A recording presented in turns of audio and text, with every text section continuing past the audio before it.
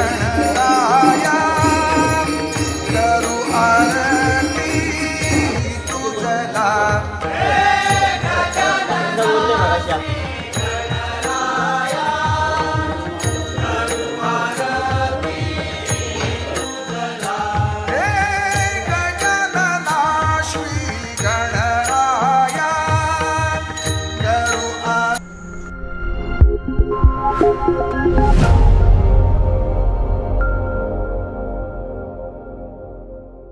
नमस्कार मित्रांनो, देवाचं गड देवगड या यूट्यूब चॅनल तुम्हा सर्वांचे पुन्हा एकदा देवगड तारांबरी येथील खवळे महागणपतीमध्ये सहर्ष स्वागत करतो. मित्रांनो, आज आपण जाणार आहोत खवळे महागणपती दर्शन घ्यायला आणि हा दर्शनचा तुम्हाला व्हिडिओ आवडल्यास नक्की लाईक करा, शेअर करा आणि तुम्हाला पण दर्शन भेटू शकतं. सध्या 11 दिवसाचे गणपती पण गेलेले आहेत मित्रांनो, आज जाणार आहेत आणि आता ह्याच्यानंतर तुम्हाला पण गर्दी खूप पाहायला भेटेल. दुपारच्या वेळेत येऊ शकता तुम्ही आणि गर्दी कमी नसेल तर दर्शन व्यवस्थित भेटेल तुम्हाला. आणि हा व्हिडिओ आवडला नक्की लाईक करा आणि चॅनलवर नवीन असाल तर नक्की सबस्क्राईब करा. तर मित्रांनो, आपण आलो देवगडमधले स्वप्न सुंदरी म्हणजे देवगड तारांबरी या ठिकाणी आणि ह्याच ठिकाणी मित्रांनो आपण खवळे महागणपतीचं दर्शन घ्यायला जाणार आहोत. चला तर आपण जाऊया थेट खवळे महागणपतीमध्ये. तर आपल्या शब्दाला मान देऊन गुरामसाहेब इथपर्यंत आले त्याबद्दल खूप खूप धन्यवाद. आणि यांचाही होय महाराज व्लॉग्स हे यूट्यूब चॅनल आहे आणि त्यांचे आता 20,000 सबस्क्रायबर पूर्ण झाले आहेत.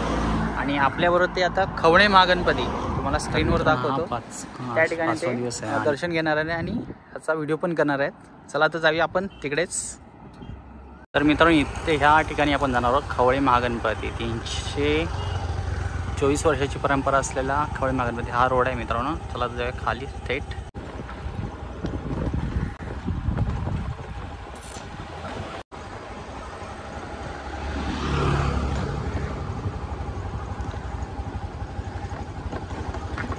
सर्व मान्यवर अतिथी म्हणजे खवळे महागणपती परिवारामध्ये सहर्ष स्वागत आहे.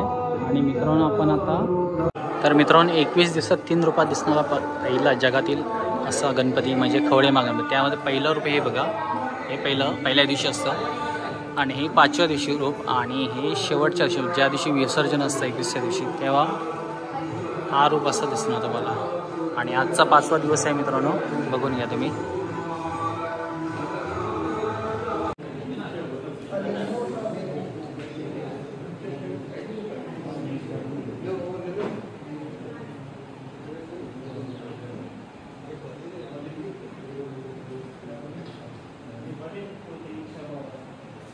या महागणपतीचा इतिहास छत्रपती शिवाजी महाराजांपासून सुरुवात होतो. छत्रपती शिवाजी महाराज जेव्हा कोकणामध्ये सिंधुदुर्ग किल्ला बांधण्यासाठी आले तर त्यांना असं आढळलं की कोकणामध्ये पण आपलं आरमार असावं किंवा आपलं आधिपत्य असावं म्हणून अनेक सरदार घेऊन ते कोकणामध्ये उतरले होते.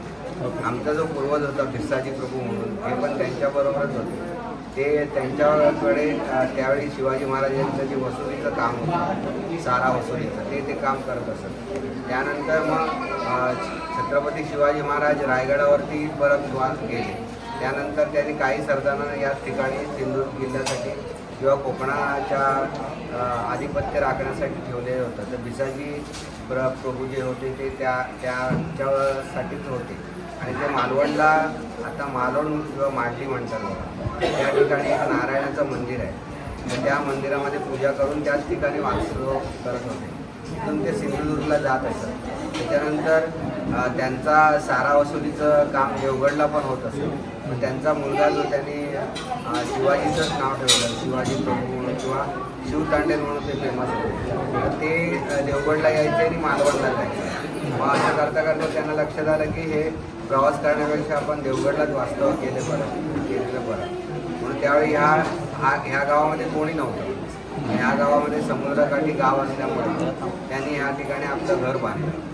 घर बांधण्याची पण जागा जी होती ती स्थानिक जी ग्रामदेवता दिरबादेवी आहे तालुक्याची प्रमुख देवी, तर तिच्या संमतीने म्हणजे तिच्या एका जो काय म्हणतात ते मान्यवर असतो त्याने येऊन या ठिकाणी कुंडी मारून दिली. समोर तुम्हाला काम दिसतोय तो दिरबादेवीचा आहे. ते कुंडी मारून दिल्यावर या ठिकाणी त्याने घर बांधलं. आता दिरबादेवीचं पण हे माहेरघर समजलं जातं. त्यामुळे दिरबादेवी ज्यावेळी कुंकेश्वरला जाते त्यावेळी या घरामध्ये येऊन माहेरची साडी आम्ही तिला देतो. आणि त्याच्यानंतरच ती पुढे जाते. असा पौराणिक इतिहास आहे. त्याच्यामागे कसं आहे की आता बघा, मी 9व्या पिढीचा आहे, 10व्या पिढीचा आहे, हे 11व्या पिढीचं आहे. तर आतापर्यंत म्हणजे आम्ही संशोधन जेवढं केलं की नाही, काय होतं ज्यावेळी 1701ला म्हणजे मी मगाशी म्हटलं ना, शिवाजी प्रभू किंवा शिवतांडेल होते, त्यांना मूळ होत नव्हतं. मग त्यावेळी हा गणपती आजही तुम्ही गेलात मांडीला तर नारायणाचं मंदिर तिकडे छोटी याची मूर्ती आहे. ते त्याच्या ती स्वप्नात आली, तिने दृष्टांत दिला की माझा मोठा उत्सव कर, तुझी इच्छा पूर्ण होईल. आणि त्याप्रमाणे त्यांनी 1701ला हा उत्सवाची सुरुवात केली. उत्सवाची सुरुवात केल्यानंतर त्याला मुलगा झाला. मुलगा गणपतीचा प्रसाद म्हणून त्याने त्याचं नाव गणोजी ठेवलं. हे गणोजी नंतर इतिहासामध्ये फार प्रसिद्ध झाले. म्हणजे कान्होजी आंग्रेंचे जे नातू होता तुळोजी आंग्रे, सरखेल कान्होजी आंग्रेंचे नातू सरखेल तुळोजी आंग्रे, तर त्यांचा मेन सरदार हे होते गणोजी. म्हणजे गुलाब जातीची जहाज जी होती ती त्यांच्या ताब्यात होती त्यावेळी. असं त्या इतिहासामध्ये इतिहास आपण घेतला तर मग 16 फेब्रुवारी 1756ला इंग्रज आणि तुळोजी आंग्रे यांच्यामध्ये एक लढाई झाली. त्याच्यामध्ये पराभव होऊन इंग्रज तुळोजी आंग्रेंना पेशव्यांच्या हवाली केलं, बाळाजी बाजीराव. आणि आमचे जे गणोजी होते त्यांना खारेपाटणच्या कोर्टाने आजीवन कारावासाची शिक्षा ठोठावली. ती शिक्षा भोगत असताना 12व्या वर्षी ते जो जंजिराचा सिद्धी जोहर होता त्याने त्यांना सोडवलं. आणि त्याप्रमाणे ते आल्यावर हा गणपती उत्सव असंच त्याने पुढे चालू ठेवलं. त्यापासून आमची 9वी 10वी 11वी पिढी चालू आहे.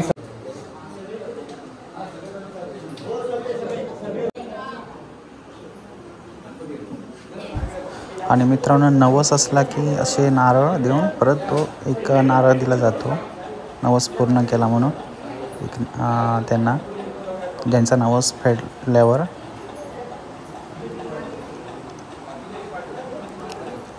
आणि हा भक्त आहे असा की तो मनामध्ये आपली इच्छा देवापुढे मागतोय.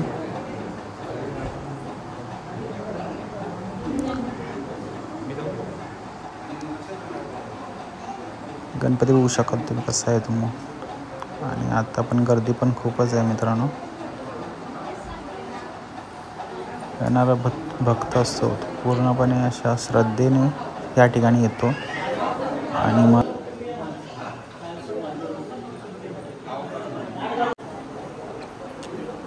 त्यानंतर हे टेबल आहे मित्रांनो, महाप्रसाद आणि पावती वगैरे आणि तुमचं अभिषेकची पावती असते तेच काही ना काही. आणि दर्शनला पण लाईन खूप असते मित्रांनो, बघू शकता तुम्ही. ह्या ठिकाणी भरपूर लाईन आहे, अशी दररोजची लाईन असते.